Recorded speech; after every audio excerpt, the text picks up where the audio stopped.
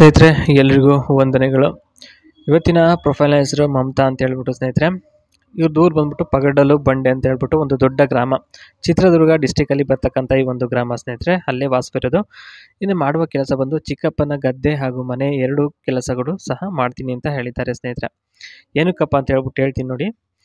ಕಹಿ ನೆನಪು ಏನಪ್ಪ ಅಂದರೆ ಇವ್ರದ್ದು ಅತ್ತೆ ಮನೆಯಿಂದ ಹೊರಗೆ ಹಾಕಿದ್ದು, ಇನ್ನು ಕೆಲವರಿಗೆ ಮೋಸ ಮಾಡಿದ್ದು, ಮತ್ತೆ ನೆನಪುಗಳು ಇನ್ನೂ ಮರೆಯೋಕ್ಕೆ ಆಗ್ತಾ ಇಲ್ಲ ಅಂತ ಹೇಳಿದ್ದಾರೆ ಸ್ನೇಹಿತರೆ.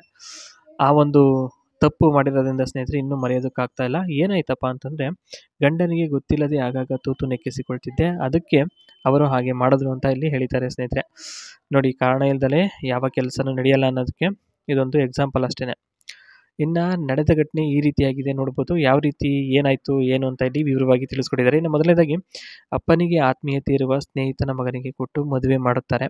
2 ವರ್ಷದಲ್ಲಿ ಸಾಕಷ್ಟು ಸಮಸ್ಯೆ ಬಂದ್ಬಿಡುತ್ತಂತೆ ಇವರು ಮತ್ತು ಇವ್ರ ಗಂಡನ ನಡುವೆ.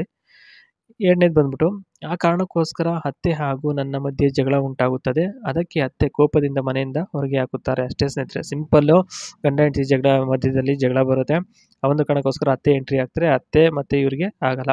ಆ ಒಂದು ಕಾರಣಕ್ಕೋಸ್ಕರ ಮನೆಯಿಂದ ಹೊರಗಡೆ ಹಾಕ್ತಾರೆ. ಆ ಸಮಯದಲ್ಲಿ ಅಪ್ಪನ ಮನೆಗೆ ಹೋದೆ. ಅಪ್ಪ ಮನೆಗೆ ಬರಬೇಡ ಅಂತ ಹೇಳಿದರು. ಅದಕ್ಕೆ ಚಿಕ್ಕಪ್ಪನ ಮನೆಯಲ್ಲಿ ಅವರ ಸೇವೆ ಮಾಡಿಕೊಂಡು ಇದ್ದೀನಿ, ಚೆನ್ನಾಗಿ ನೋಡ್ಕೋತಾ ಇದ್ದಾರೆ ಅಂತ ಇಲ್ಲಿ ಹೇಳಿರ್ತಕ್ಕಂಥದ್ದು ಸ್ನೇಹಿತರೆ. ನೋಡಿದ್ರಲ್ಲ, ಇದಿಷ್ಟು ಸ್ನೇಹಿತರೆ ಹೇಳಿರ್ತಕ್ಕಂಥದ್ದು. ನೆಕ್ಸ್ಟ್ ಬಂದ್ಬಿಟ್ಟು, ಚಿಕ್ಕಪ್ಪನ ಮನೆಯ ಪರಿಸ್ಥಿತಿ ಹೇಗಿದೆ ಅಂತ ಇಲ್ಲಿ ತಿಳಿಸ್ಕೊಟ್ಟಿದ್ದಾರೆ ನೋಡ್ಬೋದು. ಮೊದಲನೇದು, ಚಿಕ್ಕಪ್ಪ ಜಮೀನು, ಹೂವು ವ್ಯಾಪಾರ ಅಂತ ತುಂಬ ಕಡೆಯಲ್ಲಿ ಓಡಾಡುತ್ತಿರ್ತಾರೆ. ಹಾಗಾಗಿ ಮನೆಯಲ್ಲಿ ಯಾರೂ ಇರಲ್ಲ. ಚಿಕ್ಕಮ್ಮನು ಆಶಾ ಕಾರ್ಯಕರ್ತರು, ಅವರ ಡ್ಯೂಟಿಗೆ ಅವರು ಹೋಗ್ಬಿಡ್ತಾರೆ. ಎಲ್ಲನೂ ಕೆಲಸದಲ್ಲಿ ಬ್ಯುಸಿಯಾಗಿರ್ತಾರಂತೆ ಸ್ನೇಹಿತರೆ. ಇವರೊಬ್ಬರೇ ಫ್ರೀ ಆಗಿರೋದು. ಏನು ಕೆಲಸ ಮಾಡಬೇಕು ಅಂತ ಗೊತ್ತಾಗಲ್ಲ. ಅದಕ್ಕೆ ಚಿಕ್ಕಪ್ಪ ಎಲ್ಲಿರುತ್ತಾನೋ ಅಲ್ಲಿಗೆ ಹುಡುಕಿಕೊಂಡು ಹೋಗಿಬಿಡುತ್ತೇನೆ ಅಂತ ಹೇಳಿದ್ದಾರೆ. ಇನ್ನು ಮಧ್ಯರಾತ್ರಿಯಲ್ಲಿ ಎಷ್ಟೋ ಸಲ ಚಿಕ್ಕಪ್ಪನದು ದಪ್ಪ ಗೂಟ ಅಲ್ಲಾಡಿಸ್ಕೊಂಡು ಇಟ್ಕೊಂಡಿದ್ದೀನಿ. ಅವರಿಗೆ ಗೊತ್ತೇ ಆಗೋದಿಲ್ಲ. ಯಾಕೆಂತಂದರೆ ಚಿಕ್ಕಪ್ಪ ರಾತ್ರಿ ಹೊತ್ತು ಚೆನ್ನಾಗಿ ಕುಡಿದ್ಬಿಟ್ಟು ಮಲಗಿಬಿಡ್ತಾನಂತೆ. ಅವನಿಗೆ ಎಚ್ಚರಿಕೆನೇ ಇರಲ್ಲ. ಆ ಒಂದು ಕಾರಣಕ್ಕೋಸ್ಕರ ಅವನಿಗೆ ಏನಾಗಿದೆ ಏನು ಅಂತ ಹೇಳ್ಬಿಟ್ಟು ಗೊತ್ತಾಗಲ್ಲ ಅಂಥದ್ದು ಇಲ್ಲಿ ತಿಳಿಸ್ಕೊಟ್ಟಿದ್ದಾರೆ. ಇದಿಷ್ಟು ಚಿಕ್ಕಪ್ಪನ ಮನೆಯ ಪರಿಸ್ಥಿತಿ ಆಗಿರುತ್ತೆ. ಇದ್ರ ಬಗ್ಗೆ ಏನು ಅನಿಸಿಕೆ ತಮಗೆ ಕಮೆಂಟಲ್ಲಿ ತಿಳಿಸಿ. ಬಾಯ್.